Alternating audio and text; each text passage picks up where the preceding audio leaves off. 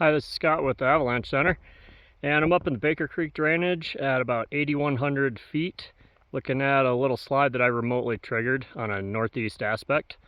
And this thing failed about a foot and a half deep in a obviously wind-loaded slope in a gully. You can see it didn't run very far. It only ran about 15 vertical feet.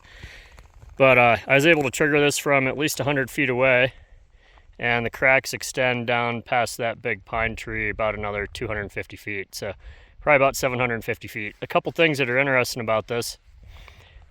First of all, it's really indicative of how sensitive and how unstable the snowpack is right now, that you can trigger these things that are 500 feet wide from a distance without even being on the slab that's going to fail. And also, just looking at this, that's only 15 vertical feet. You could picture if you doubled the height of this little gully, if it was 30 feet tall, that's probably enough snow to bury you in there. So really innocent looking things can be really scary right now. Have fun and be safe. So looking at the crown of this little slide that I remotely triggered, you can see all the new snow here. That's the new snow from the last 24 hours.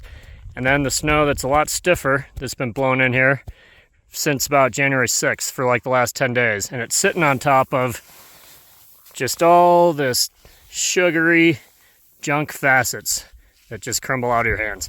So no surprise that that's what's going on here, and I'd expect more of that in a lot of the areas within our forecast area.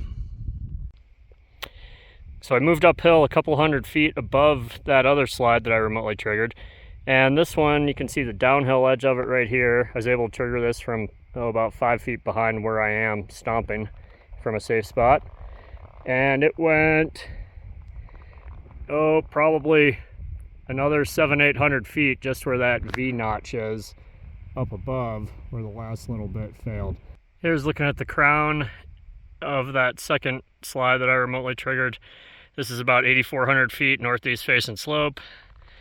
Crown's up to 3 feet deep, and you can see the debris down there. There's definitely enough to bury you if you get unlucky. So a really good example of a terrain trap, things to avoid while we're dealing with such a touchy snowpack that's easy to trigger avalanches.